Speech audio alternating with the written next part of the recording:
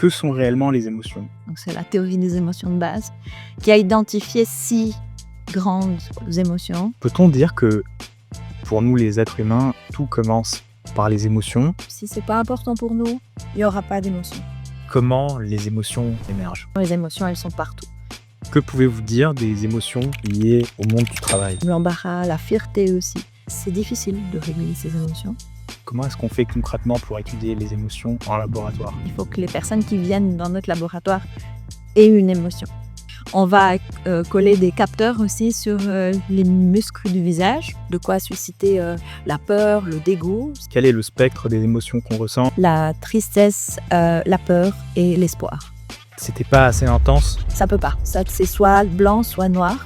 Quel est au fond le but de vos recherches? Pourquoi est-ce que vous étudiez les émotions? Tout le monde, à un moment donné, bataille. Les émotions, ça se travaille tout le temps. C'est plutôt des bonnes nouvelles alors. Oui.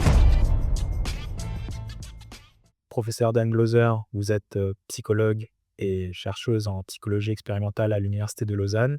Vous étudiez les émotions et plus précisément, vous étudiez comment les émotions naissent, comment nous donnons du sens à ces émotions à travers ce que l'on appelle notamment le processus d'appraisal et comment nous pouvons ensuite les réguler au niveau de notre corps, de nos comportements et de notre expérience subjective.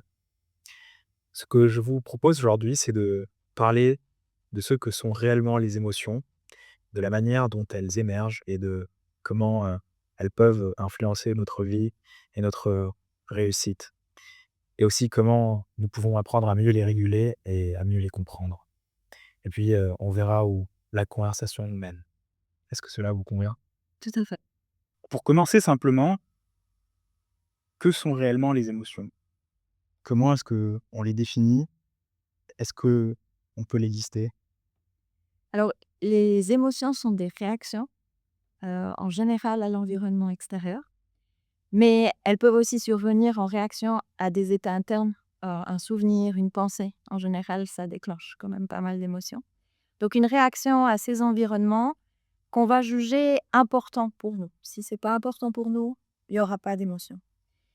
Et ça va déclencher toutes sortes de réponses, donc au niveau du visage, au niveau de la voix, au niveau de la posture, au niveau de nos réactions physiologiques, et au niveau bien sûr de notre expérience, vécue. Hem, elles Au départ, elles ont été, catégorisées selon des émotions de base. Donc c'est la théorie des émotions de base qui a identifié 6 grandes émotions, les émotions de base: la peur, la colère, la tristesse, le dégoût, la joie. Donc ces émotions, elles ont été définies par, une expérience très caractéristique, des configurations faciales très caractéristiques, posturales qu'on peut reconnaître, et bien sûr, également des patterns physiologiques qui sont plus ou moins distincts pour ces émotions. Mais bien sûr, on se rend compte qu'il y a pas que ces émotions qui existent, mais après il y a eu énormément de classifications très, très différentes, qui ont mis en jeu, tantôt 6, tantôt 12, tantôt 16 émotions différentes.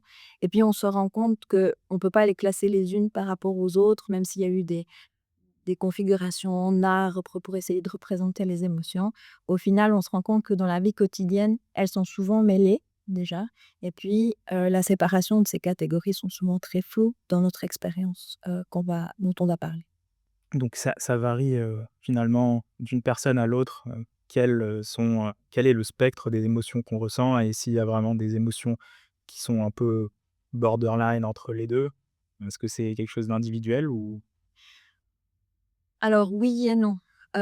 Disons que les expériences, de base, comme si je vous parle d'une expérience de colère, de tristesse, heu, on la partage au moins au niveau culturel. Donc on peut en parler et on sait tous à peu près à quoi ça correspond. Donc les grandes catégories sont là aussi pour qu'on puisse en parler. Mais le vécu, on ne sait pas vraiment finalement le vécu émotionnel interne, comment il se distingue, et ça devient très individuel. Est-ce qu'on peut parler un peu plus en détail de comment les émotions émergent? Oui, alors comme, on l'a vu dans la définition, c'est souvent une situation qui va entraîner une émotion et donc survient une situation dans notre environnement proche et cette situation, on va l'évaluer. Et selon la théorie de l'évaluation cognitive, notre théorie de l'appraisal, on va l'évaluer selon certains critères comme est-ce que c'est positif? Est-ce que c'est négatif? Est-ce que ça sert mes buts, mes objectifs en ce moment? Est-ce que ça m'empêche mes objectifs? On va aussi se poser des questions, alors tout ça très automatique, très rapidement. On va se poser des questions si on peut maîtriser la situation qui survient, si on peut agir, avoir un certain contrôle, si la situation elle est acceptable d'un point de vue des normes. Enfin, on va avoir tout un système de jugement à nouveau très rapide, en majorité automatique, envers cette situation. Et selon le jugement qu'on va avoir, ça va nous aiguiller vers une forme d'émotion plutôt qu'une autre. Et cette évaluation, donc évaluation cognitive, appraisal, va permettre de faire le pont entre la situation et la réponse émotionnelle, la réaction émotionnelle qu'on va avoir. Et si je donne un exemple, vous êtes dans le bus, il y a beaucoup de monde, il y a quelqu'un qui vous marche sur les pieds, vous bouscule. Il y a plusieurs réactions possibles à cette situation qui survient. Donc la situation étant, vous êtes bousculé. Vous pouvez vous dire que la personne, elle veut plus de place et puis qu'elle vous bouscule exprès pour avoir plus de place et puis clairement ça va amener, on le sent bien, à quelque chose de plus de l'ordre de la colère.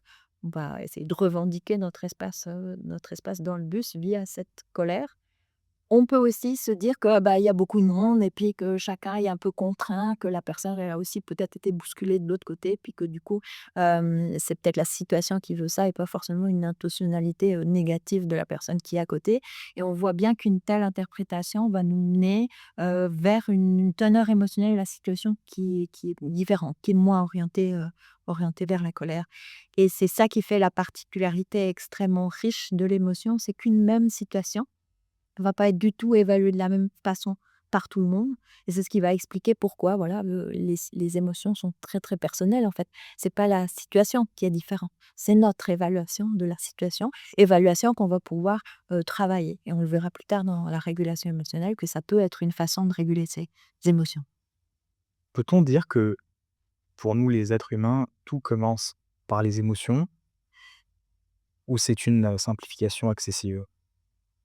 Alors, tout commence, je ne sais pas exactement ce qu'on entend par là, disons que les émotions, ce qu'il faut savoir, c'est qu'elles sont fonctionnelles. Elles vont vraiment nous aider dans notre comportement de la vie quotidienne. Elles sont partout, dans tous les contextes, que ce soit professionnel, familial, amical. Quand on est seul, on peut avoir des émotions aussi seul, pas seulement en relation avec les autres.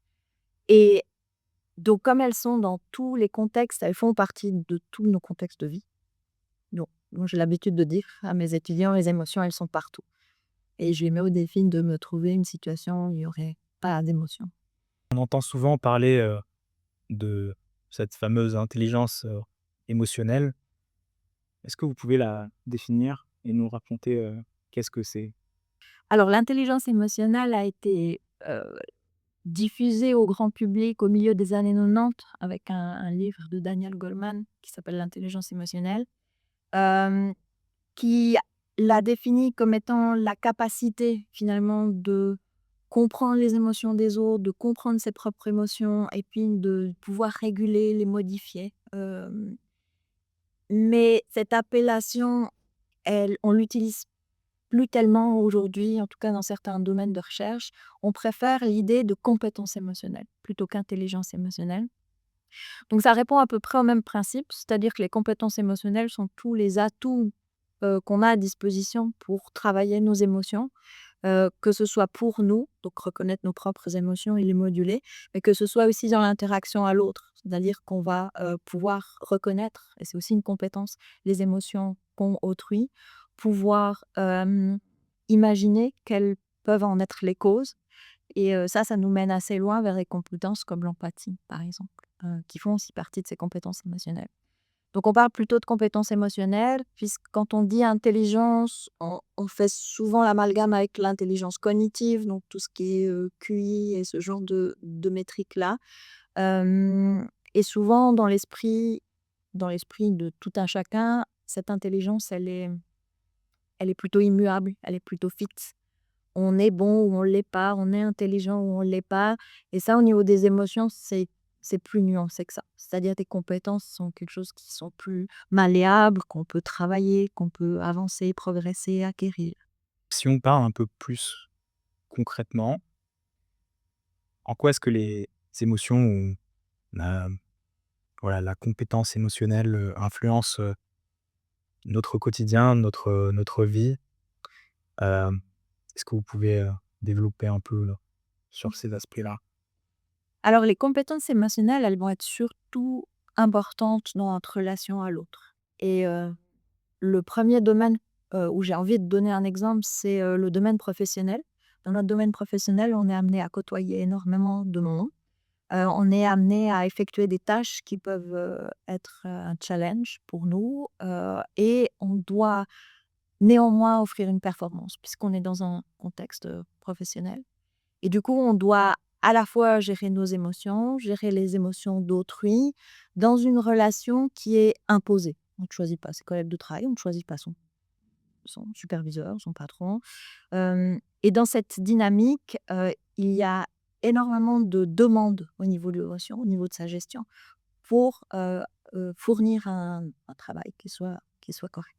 En parallèle de ça, dans le domaine professionnel, on a des règles, sur quelles sont les émotions qu'on peut montrer, qu'on doit montrer, et je donne toujours l'exemple de la vente. Un vendeur va être souriant, enthousiaste envers le produit, envers la personne, très, très positif dans son attitude au niveau émotionnel. Donc c'est tout au niveau de la voix, au niveau de la posture, au niveau du visage et donc les entreprises qui ont cette partie vente qui est très, très importante, elles vont encourager leurs employés à faire cet effort de montrer cette positivité. À contrario, je donne toujours cet exemple-là aussi, les employés dans les, services de pompes funèbres, voilà, ils vont être en contact avec des clients où en majorité, c'est la tristesse, c'est le recueillement qui va émerger et la demande envers ces employés-là, elle va pas du tout être la même. Donc on a vraiment des demandes, hem de la part des entreprises envers les employés et ce qui va impliquer énormément les compétences émotionnelles des gens, c'est qu'ils vont devoir gérer leurs propres émotions au quotidien et afficher quelque part ce qu'on attend d'eux et c'est cette tâche duale qui va être extrêmement compliquée. Donc ça, c'est dans le domaine professionnel, on a besoin vraiment de ces compétences émotionnelles et c'est ce qui va permettre, vraiment de performer et de vraiment avoir une vie professionnelle épanouie. Ça, c'est un premier aspect. Maintenant, les compétences émotionnelles, elles nous sont utiles, dans tout autre type de relations, les relations amicales, les relations couple, la famille. Dans tous ces domaines-là, on va devoir aussi être, suffisamment compétent pour pouvoir avoir ce discours émotionnel avec les gens qui nous entourent. Les comprendre, y répondre de manière appropriée et dans un couple ou une famille ou même dans un groupe d'amis, quelqu'un qui va pas pouvoir être à l'écoute des émotions d'autrui et y répondre, ça va pas être un ami qu'on garde très longtemps. Et donc, est-ce que les émotions sont ou la mauvaise gestion des émotions est toujours, notre ennemi? Ou est-ce qu'il y a des situations dans la vie où, finalement éprouver, les émotions comme, elles arrivent, ça peut aussi, nous être bénéfique? Voilà, où est-ce qu'on se situe entre cette, dichotomie de gérer ses émotions pour prendre, les décisions qui sont le plus appropriées pour tel ou tel contexte et à la fois, être, simplement humain et éprouver les émotions et vivre, sa vie? Alors je crois que ce qui est important dans cette question, c'est vraiment de partir de l'idée que les émotions, elles sont utiles, elles sont fonctionnelles. C'est-à-dire qu'elles vont effectivement nous donner des indications, sur notre environnement et l'exemple le plus frappant, c'est, quand il y a un danger. Quand il y a un danger, on va immédiatement, ressentir typiquement de la peur et puis avoir des comportements de protection, comme la fuite, par exemple. Donc ça, c'est vraiment cette idée qu'à la base, les émotions, elles vont nous aider à prendre les comportements qui vont nous sauver la vie. Après, elles ont évolué, bien sûr, ces réactions émotionnelles pour nous aider, à la fois dans un environnement, physique qui peut être dangereux ou autre, mais aussi dans un environnement social. On recherche les affiliations. Quand on a des émotions positives avec, autrui, on va s'approcher des groupes qui suscitent ces émotions positives et ça va permettre de maintenir des liens sociaux, qui nous sont profitables. Donc écouter finalement ces émotions, autant les émotions négatives qui vont signer un danger, qui vont signer un décalage entre ce qu'on devrait faire et ce qu'on est en train de faire, va permettre de recalibrer notre comportement.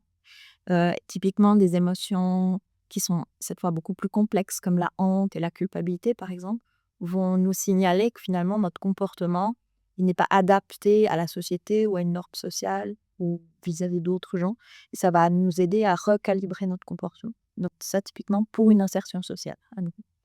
Donc ces émotions, elles ont toutes une fonction et quelque part, faut les écouter. Maintenant, ce qui devient problématique, c'est quand ces émotions, elles sont trop envahissantes. Soit trop fréquentes, soit trop intenses, soit qu'elles se généralisent, c'est-à-dire qu'on a peur partout, dans tous les contextes. Ça, forcément, c'est quelque chose qui ne devient plus fonctionnel. Et finalement, ces compétences émotionnelles, donc quand on rajoute cette idée de compétences émotionnelles,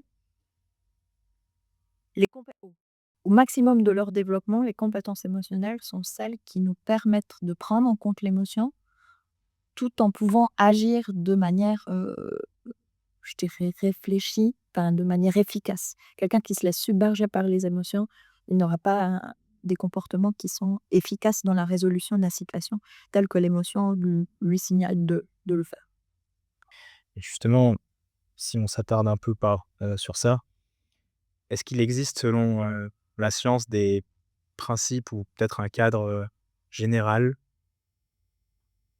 pour mieux gérer ses émotions, qu'un framework idéal peut-être ou, des recommandations concrètes ou une marche à suivre pour, gérer ses émotions au mieux, pour, à la fois, prendre les bonnes décisions et avoir la meilleure qualité de vie émotionnelle possible? Mmh. Alors il y a pas de recette magique. On a beaucoup, dans notre domaine étudié les différentes stratégies de régulation. Donc qu'est-ce qu'on va faire pour moduler, ces émotions? Il y a différentes stratégies, il y en a qui sont, heu, pas très fonctionnelles comme, la rumination. C'est une stratégie parce qu'on essaye de travailler cette émotion, mais ruminer, c'est vraiment continuer à avoir des pensées très répétitives, en général négatives sur un événement, sur une parole, sur nos pensées et cetera et c'est une stratégie de régulation puisqu'une stratégie de régulation, c'est quelque chose qu'on va faire pour essayer de travailler cette émotion. Alors dans le cas de la rumination, tu n'amènes pas, forcément des résultats très positifs dans le sens que ça diminue pas cette émotion négative, ça la fait perdurer. Néanmoins, ça reste une stratégie de régulation et on l'a classée dans les stratégies de régulation qui sont dites maladaptatives ou maladaptives, donc elles ne sont pas spécialement utiles. Et puis on a d'autres stratégies, comme l'acceptation de ces émotions, comme la réévaluation cognitive, c'est-à-dire, à quel point on va, évaluer la situation ou considérer la situation qui est dans notre entourage de manière, plus positive, ayant moins de conséquences négatives et cette réévaluation va nous aider à changer notre, teneur émotionnelle également. Celle-là, elle était classée plutôt dans les stratégies qu'il faut faire, pour avoir une meilleure santé émotionnelle.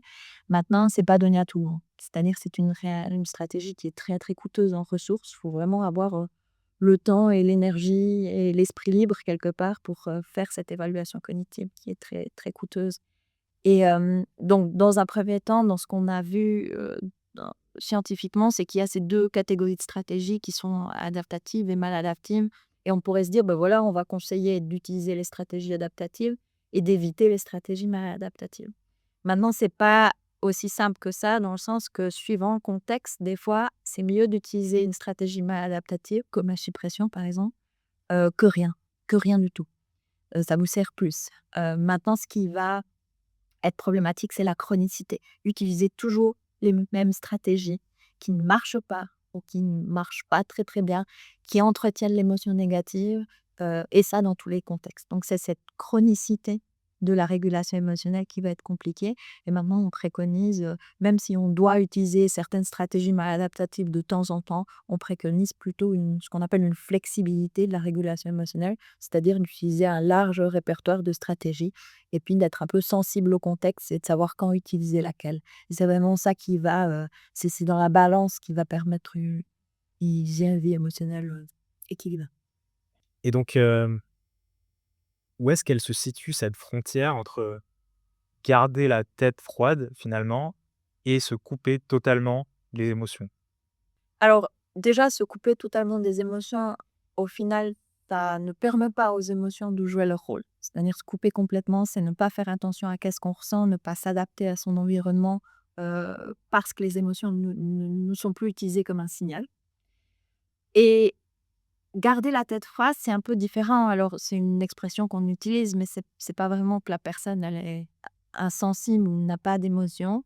Je verrais ça plutôt comme une personne qui a des émotions, mais justement, elle a suffisamment de compétences émotionnelles pour pouvoir ressentir, analyser ses émotions, les comprendre, savoir d'où elles viennent, savoir comment il faut agir et agir. Donc, c'est une prise en compte sans se laisser déborder par ses émotions. Parce que quelqu'un qui se laisse déborder par ses émotions, ben, c'est quelqu'un qui ne peut pas agir pour améliorer la situation qui a signalé justement via l'émotion que quelque chose devait être fait. On parle souvent des réseaux sociaux, des nouvelles technologies et de l'impact, émotionnel qu'elles ont sur nous et notamment sur, les jeunes. Hem, Quel est finalement l'impact, de ces nouvelles technologies sur, la régulation émotionnelle? Alors c'est très intéressant comme question parce qu'il y a énormément de recherches qui sont faites sur les réseaux sociaux en lien avec l'émotion. On a notamment montré qu'en fait l'utilisation des réseaux sociaux, comme poster des messages, poster sa vie, poster etc., ça sert de partage social de l'émotion. Donc le partage social de l'émotion, c'est finalement ce qu'on fait, ce qu'on faisait avant les réseaux sociaux avec des amis, avec la famille, c'est-à-dire raconter les situations qui pour nous ont été émotionnellement importantes, qui nous ont touchés.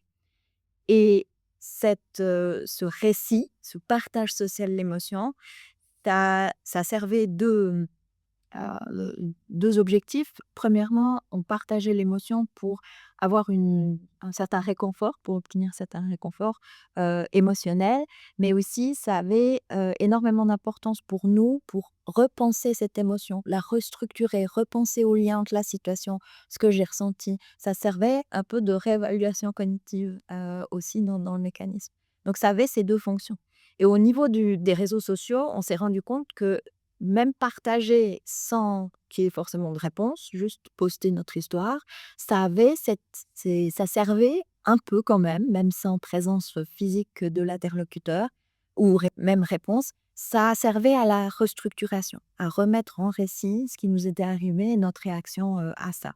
Et ça, c'est l'aspect, je dirais, positif de ce partage finalement au sein des réseaux sociaux, de nos expériences qui sont très, très émotionnelles. Il y a eu énormément de recherches sur les termes émotionnels qui ressortent, sur la contagion émotionnelle au niveau des flux de conversation sur les réseaux sociaux, où l'émotion se propage un peu comme dans une foule ou dans un pays voilà, ou au sein de groupes sociaux divers et variés. Maintenant, la problématique des réseaux sociaux tient au fait que souvent, on utilise les réseaux sociaux et notamment le scrolling, hein, dont on parle beaucoup en ce moment, hem, comme régulation émotionnelle, en fait. Ça sert de lutte aux émotions négatives, ça sert de lutte à l'ennui. L'ennui est aussi une émotion.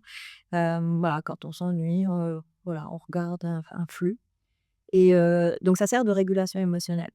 Ce qui est pas forcément un mal en soi, si ça régule effectivement nos émotions, si ça nous aide à peut-être, redescendre nos réactions physiologiques, à faire que les émotions sont plus gérables, sont plus, hem, ont la capacité d'être plus régulées aussi par d'autres stratégies et on peut agir. Là, c'est bénéfique. Ce qui va être problématique, c'est quand l'utilisation des réseaux sociaux, envahit d'autres sphères de la vie, quotidienne et que, ça nous empêche, d'avoir une activité professionnelle, ça nous empêche de faire du sport, ça nous empêche de voir nos amis, ça nous empêche voilà.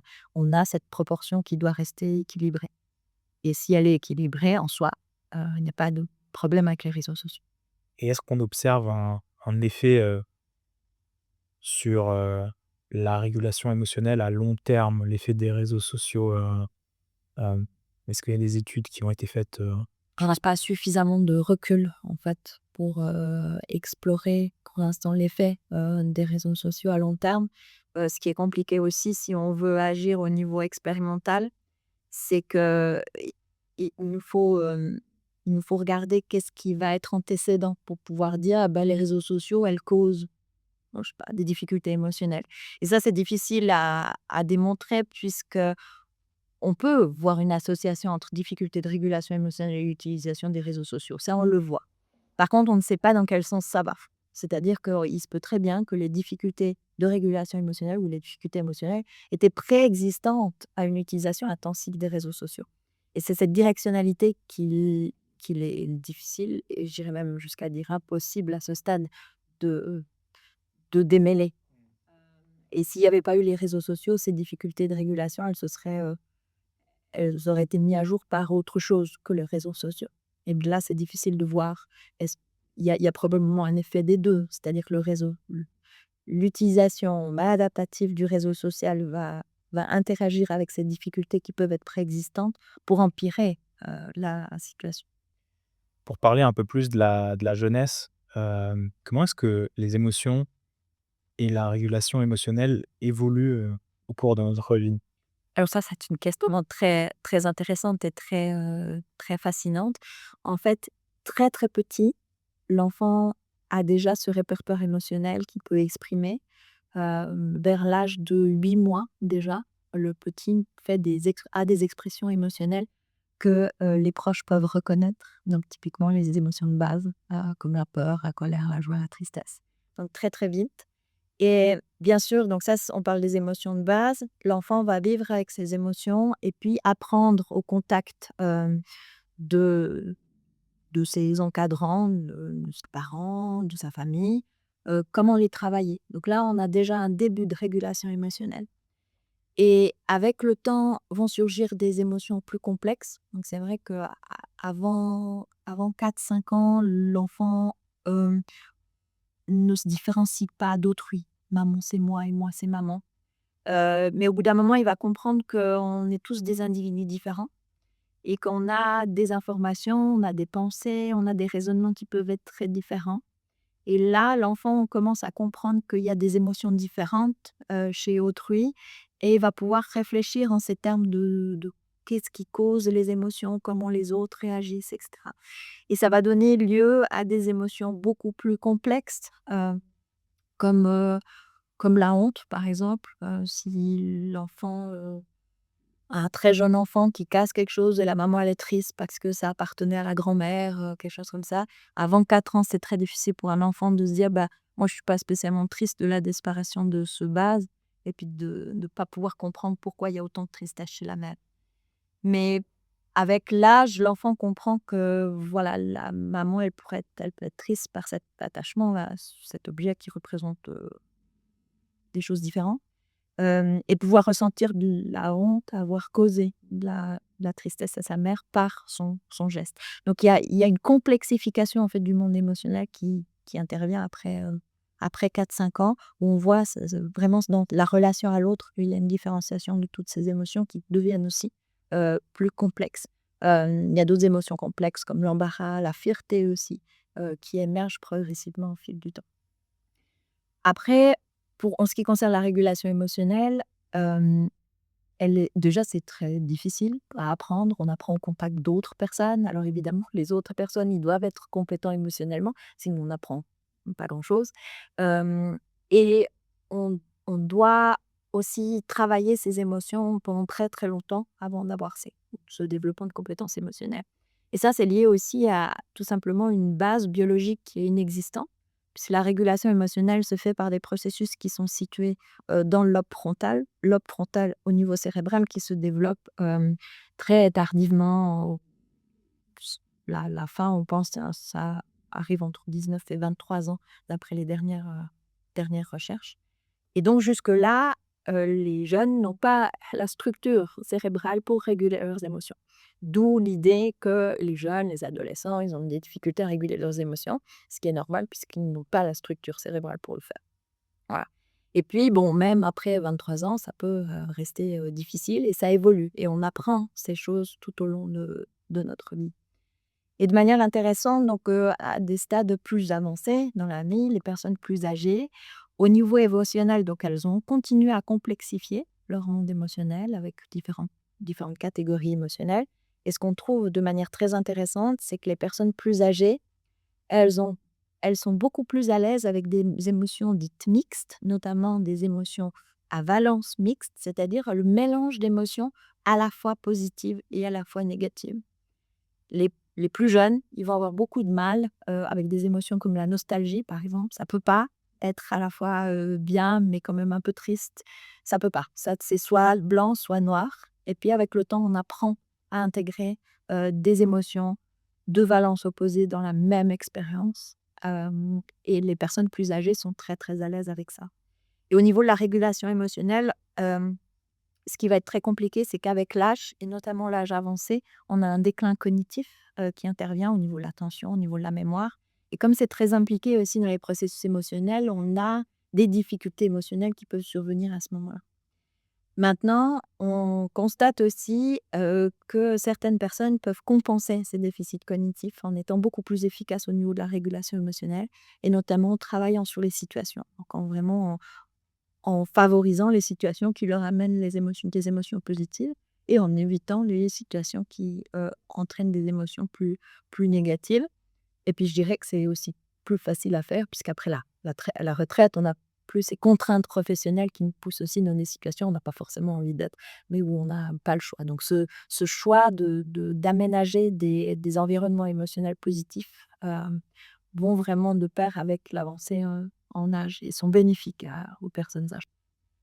Donc quand vous dites, avoir moins de mal avec ces émotions mixtes, c'est, tout simplement être, en paix avec, ces situations ambivalentes et en fait, quelque part, mieux les vivre. Oui, c'est une forme d'acceptation. C'est, aussi, avec l'expérience, on apprend les nuances des situations et ce qu'elles peuvent générer en nous et pouvoir, vivre avec en fait, oui. C'est plutôt, des bonnes nouvelles alors. Oui, D'ailleurs, c'est pas que, heu, ça peut être bénéfique parfois. oui, complètement. Vous êtes, chercheuse en psychologie expérimentale et vous étudiez ces fameuses, émotions. Comment est-ce qu'on fait concrètement pour étudier les émotions en laboratoire? Ouais. Alors en fait, en laboratoire, on essaie de recréer, ce qui se passe dans la vie quotidienne. Évidemment, c'est moins évident d'avoir des émotions au laboratoire que quand on vit notre vie. Mais du coup, tout commence par l'induction émotionnelle. Si on veut avoir une émotion à étudier en laboratoire, il faut que les personnes qui viennent dans notre laboratoire aient une émotion. Et pour ça, on utilise différentes sources. On peut utiliser des films, des scénarios, des images. On peut faire, se souvenir, enfin, que nos participants se souviennent d'expériences antérieures qui ont suscité des émotions. Il y a différentes techniques comme ça.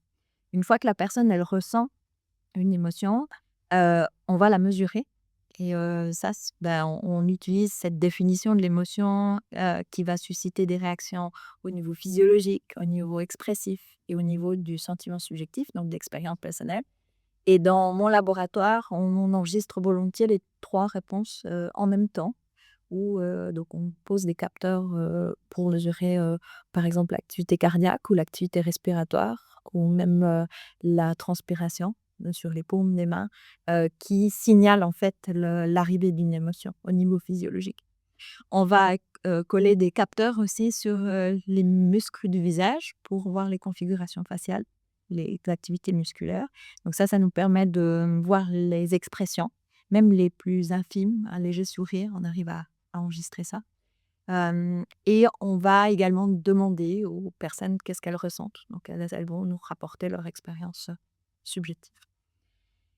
Donc on a l'émotion, on a sa mesure, on peut faire varier les différentes situations, auxquelles les personnes réagissent pour voir un peu qu'est-ce qui suscite telle émotion plutôt qu'une autre, telle réaction plutôt qu'une autre. Pour qui, comment, enfin on travaille beaucoup cet aspect d'émergence émotionnelle et on travaille aussi beaucoup la régulation émotionnelle. Donc une fois que l'émotion elle est là, on va demander à heu, nos participants de nos expériences d'utiliser une certaine stratégie. Puis on regarde si elle marche pas. Est-ce qu'elle marche uniquement au niveau expressif? Est-ce qu'elle a un effet aussi sur le corps? Est-ce qu'elle marche uniquement pour l'expérience ou est-ce qu'elle a un effet aussi sur ce qu'on mesure, plutôt au niveau objectif avec nous? nos senseurs. Donc on va pouvoir, au cours de différentes expériences, tester différentes choses et puis, voir, qu'est-ce qui marche, qu'est-ce qui marche pas, dans quelles conditions.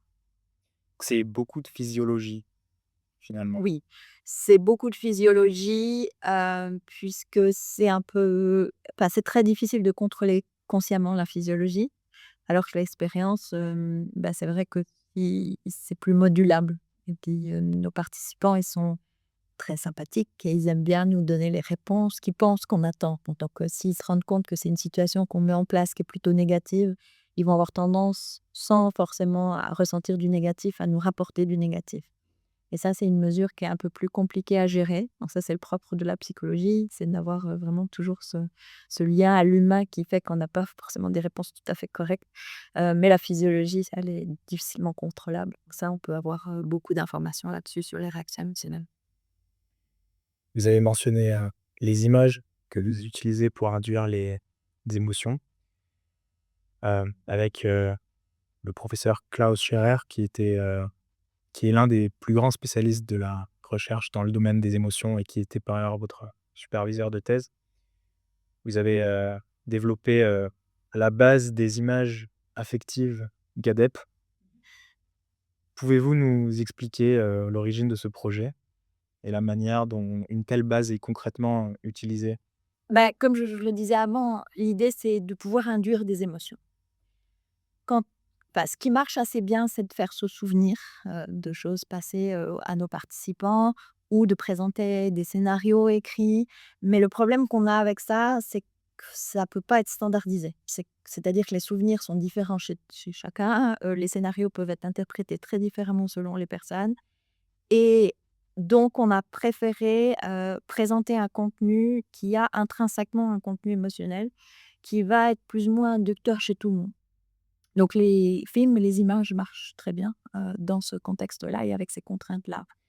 Et donc on a choisi de travailler sur les images et à l'époque de la création du GAPT, il existait déjà des bases de données images, notamment la base de données IAPS, qui a été créée aux États-Unis dans les années 60-70. Donc c'était vraiment déjà une base de données, assez ancienne et ça se voit sur les photos et la teneur émotionnelle, elle est pas la même que quand on a une photo, actuelle. Alors, donc ça, c'était une première chose, on s'est dit qu'il fallait refaire une base de données d'images et puis pour les thématiques que j'étais en train d'étudier à l'époque, il nous fallait aussi une induction d'émotions très spécifiques. Alors dans la base de données IAPS, il y avait de quoi susciter, la peur, le dégoût, c'était très, inclus dans cette base de données et nous, on voulait un peu travailler sur la, tristesse et la colère et donc il nous manquait des inducteurs de tristesse et de colère. Et c'est pour ça qu'on a créé la base de données, GAPT, qui a à la fois des images donc a des images positives, mais aussi des images négatives, donc qui induisent, d'une part, peur, dégoût, et puis, tristesse, colère, donc un peu mixte comme ça. Donc ça, c'était une chose et maintenant cette base de données, elle est aussi, vieille, que l'était IAPS au moment où je me suis intéressée aux bases de données images. C'est pour ça qu'on est en train d'en refaire une, centralisée sur, la tristesse, la peur et l'espoir pour les émotions positives.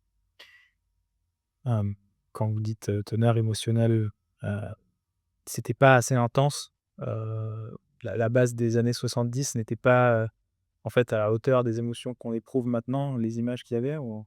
Hem, si, elles induisent très bien les émotions, mais plus le temps passe, plus ça rajoute une composante ancienne. Les voitures ont vraiment nous semble bizarre, les coiffures, les habillements des gens qui sont représentés et du coup, quand on voit ça, on ressent ce qu'on doit ressentir, mais par-dessus, il peut y avoir un: «Ah bah, c'était comme ça dans le temps» et voilà et on a quelque chose qui se rajoute qui peut être, de l'ordre de l'amusement ou de l'ordre du regret pour les personnes un peu plus âgées. On a d'autres composantes émotionnelles qui viennent se greffer quand il y a un décalage entre, les photos qu'on pourrait voir maintenant et les photos qui datent des années 70. Vous avez parlé des émotions mixtes, je voulais, m'attarder, quelques instants sur ça. Vous avez mentionné la nostalgie qui est qui est un phénomène intéressant où voilà, c'est à la fois, on est triste, mais c'est une tristesse un peu joyeuse finalement. Est-ce que vous avez d'autres exemples, d'émotions mixtes, comme ça? Non, alors la nostalgie, c'est vraiment l'exemple très, très typique.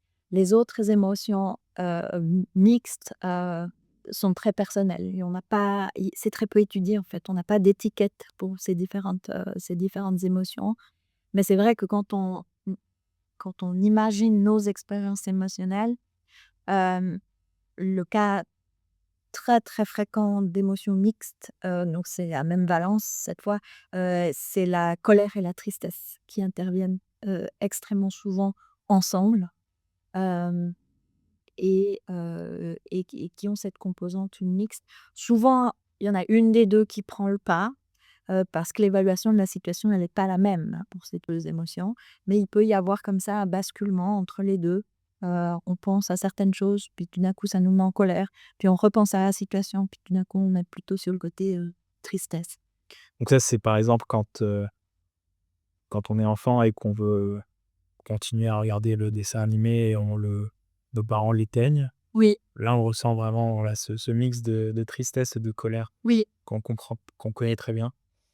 Et aussi, voilà, le Schadenfreude en allemand, ouais, oui. je sais pas si c'est une émotion, C'est une émotion, ouais, oui, c'est une émotion. Donc c'est vrai que le Schadenfreude, il n'existe pas un mot en français pour le Schadenfreude. et les Allemands, ils sont spécifiques par rapport à ça, c'est Heu non intéressant. Oui, c'est un nom très, très intéressant. Donc c'est vrai que c'est, la joie que l'on ressent quand il survient quelque chose de négatif à quelqu'un d'autre, en général quelqu'un qu'on n'aime pas trop. Et cette émotion, elle a pas de mot en français parce elle est pas politiquement correcte, en fait. Et c'est pas politiquement correct d'être content parce qu'il arrive quelque chose de mal à autrui. Néanmoins, on sait tous qu'on ressent tous ça et il y a des études qui ont montré qu'en fait nos réactions, elles sont sensiblement les mêmes que la joie. Donc la joie, hein, mmh, la joie qu'on ressent quand il arrive quelque chose de négatif à quelqu'un d'autre, elle est similaire à la joie qu'on ressent, la joie classique, mais il y a quand même des différences, notamment au niveau de l'expressivité. Il y a une étude qui a montré que la joie qu'on ressent, elle s'exprime de manière plus intense et plus précocement. Donc c'est plus rapide, c'est plus intense. Donc on pourrait vraiment dire que c'est une émotion en soi. Est-ce que vous arrivez à la faire sortir cette émotion en laboratoire? Le Schadenfreude? Oui, alors l'étude dont je vous parle, ils ont réussi à faire ressortir cette émotion en laboratoire. Ils ont utilisé le contexte, des tirs au but, au foot, avec des équipes dont les gens étaient fans et puis des équipes dont les gens étaient, des ennemis jurés du foot, leurs ennemis jurés au foot et ça ressort très, très bien. C'est vrai que ça ressort très souvent dans le contexte, voilà, du sport. Dans ces bases d'images, est-ce que vous pouvez nous donner des exemples? C'est parce que moi, je vois très bien l'exemple de l'araignée pour faire ressortir la peur. Oui, Est-ce que vous pouvez, nous raconter qu'est-ce qu'il y a dans ces fameuses bases d'images oui. encore? Oui, alors outre les effectivement les araignées et les serpents sont des stimuli qui sont très liés, à la survie. Donc on a été vraiment, entraînés à y répondre avec la peur, parce que c'est important qu'on survive à ce genre d'animaux qui peuvent être dangereux. Hem et à côté de ça, donc ça suscite aussi le dégoût. Tout ce qui est, nourriture avariée, pourriture, voilà, ça c'est aussi des signaux de mise en danger, dans des choses, heu, dans ce sens-là, qui induisent le dégoût justement pour nous forcer à ne pas consommer ces aliments pourris. Donc ça, c'est vrai que c'est vraiment lié à la fonctionnalité du dégoût, c'est vraiment d'occasionner un retrait par rapport à ça. Donc on a toutes sortes d'images de plats variés qui peuvent entraîner le dégoût et puis au niveau de la tristesse, j'avais pas mal travaillé à un moment sur la maltraitance animale et la maltraitance humaine. Donc typiquement ce qu'on peut voir, dans ces sociétés de la protection des animaux, par exemple, ces animaux maltraités, ça en général, ça entraîne la tristesse et de la colère. Donc des batteries d'élevage, des animaux de laboratoire. Certaines personnes sont sensibles à ça. Hem On peut aussi avoir, tout ça, c'est la maltraitance animale, mais bien sûr la maltraitance humaine, tout ce qui est, images de camps de réfugiés, migration, ça c'est des sujets qui touchent beaucoup et envers lesquels on ressent de la tristesse et souvent de la colère en même temps. Vous avez une formation de psychologue et vous faites, aujourd'hui principalement de la recherche en psychologie expérimentale. Comment est-ce que ces 2 champs, très académiques et un peu plus, terre à terre se recoupent? Mmh.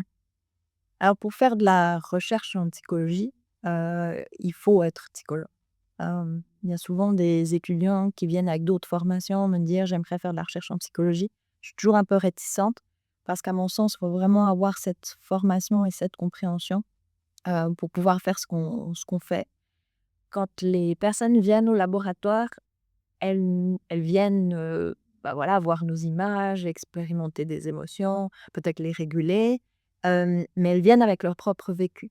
Et ce qui se passe, c'est que souvent, on se retrouve vraiment, à être dépositaire de ce vécu. Elles nous racontent des anecdotes, elles nous racontent ce qui se passe dans leur vie, elles nous racontent comment elles réagissent, à leur famille, à leurs amis, comment elles réagissent à leurs études. C'est souvent des étudiants qui viennent, passer nos expériences et de chercheurs, on se retrouve, à être psychologue et puis à vraiment, les interagir avec eux sur ce mode plus personnel. Oui, on est vraiment dépositaire de leur vécu émotionnel et c'est là qu'on se rend compte aussi que en fait ça touche les gens, leurs émotions et beaucoup de gens s'interrogent.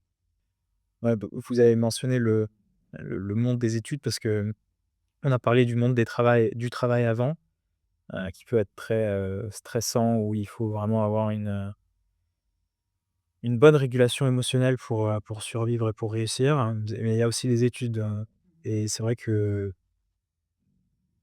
très souvent, c'est un milieu qui peut être très, très stressant aussi.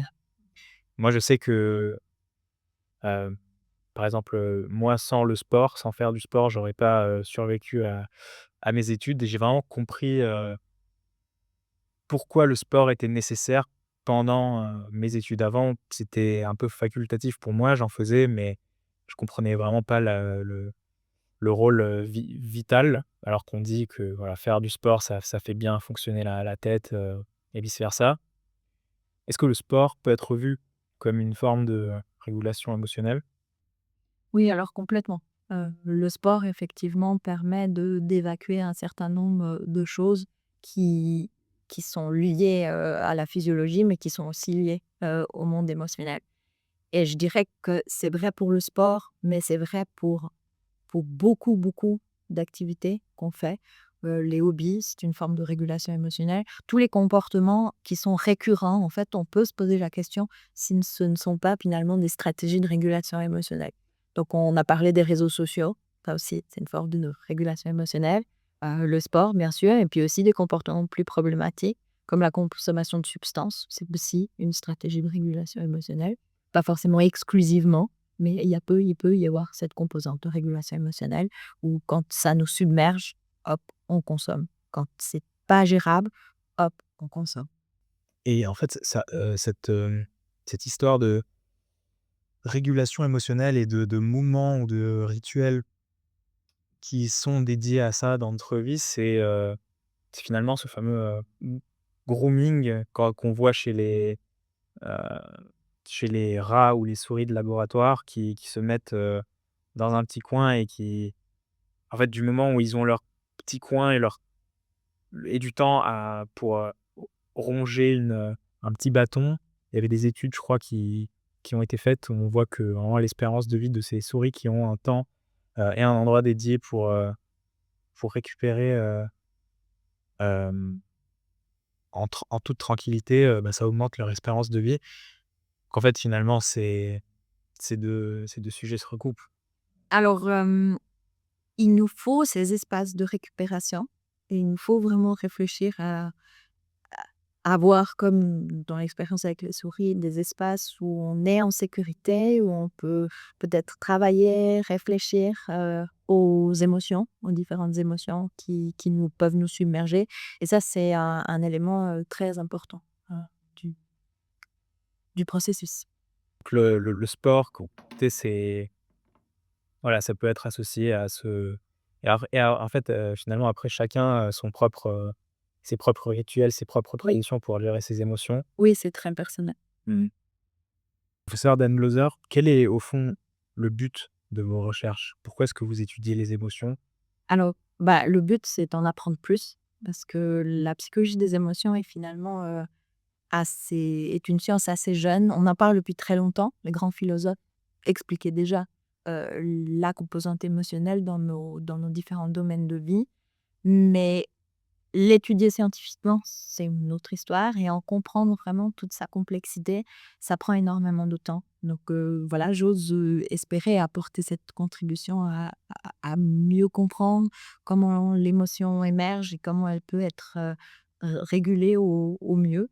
Et mes axes de recherche se concentrent vraiment là-dessus. Comment on passe d'une situation qui va être importante pour nous, qu'on va évaluer d'une certaine manière, qui va entraîner une émotion et comment à partir de là, on va gérer ces réponses émotionnelles, donc via la régulation émotionnelle et puis comment tout ça s'insère. Alors dans des contextes spécifiques, on voit l'importance du contexte depuis plusieurs années. On ne réagit pas toujours de la même façon, à la même situation, selon le moment où ça arrive ou le contexte où ça arrive.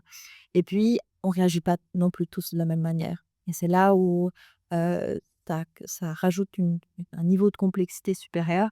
C'est qu'on va vraiment, vers une individualisation de la compréhension des processus émotionnels et de régulation émotionnelle, en regardant quelles sont les compétences émotionnelles de chacun, quel est leur niveau, à quel niveau on peut vraiment arriver à travailler ses émotions.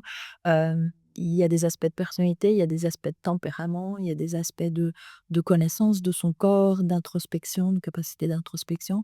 Et c'est tous des éléments personnels sur lesquels on a encore très peu de connaissances sur leur impact vraiment sur la vie émotionnelle et la régulation émotionnelle. Et dans mes recherches, je m'axe vraiment sur ces deux questionnements principaux en lien avec des différences individuelles. Qu'est-ce qui vous a poussé à étudier les émotions? On va dire que les émotions, comme elles sont absolument partout, elles sont présentes dans n'importe quel complexe, chez tout le monde, hein, depuis le bébé jusqu'à la personne âgée.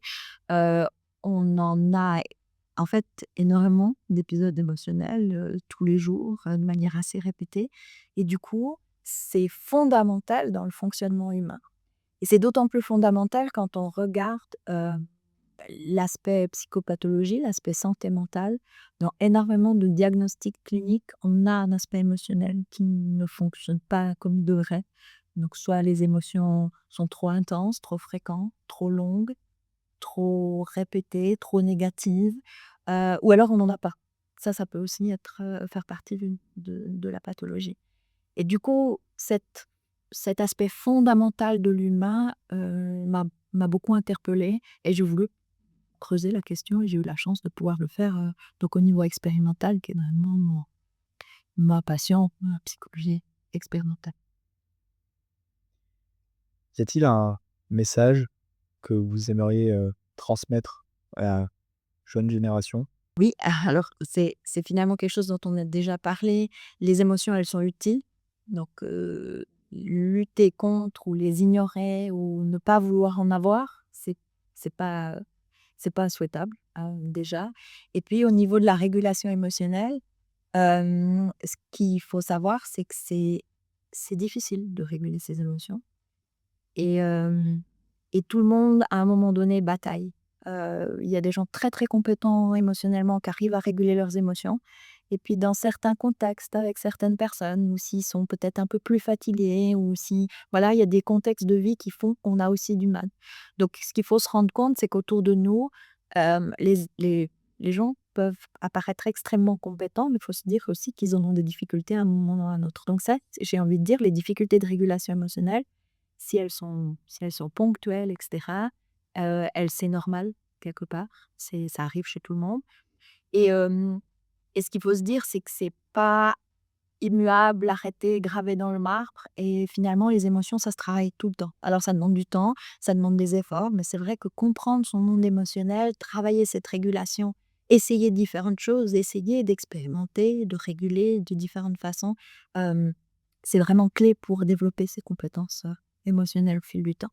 Mais ça prend du temps et ça prend des efforts. Mais je pense qu'il faut jamais arrêter de chercher à comprendre notre monde émotionnel parce que c'est ça qui va, nous guider aussi. Donc renouer avec l'aspect, vraiment fonctionnel de l'émotion, ça nous dit quelque chose sur notre monde, sur nos relations.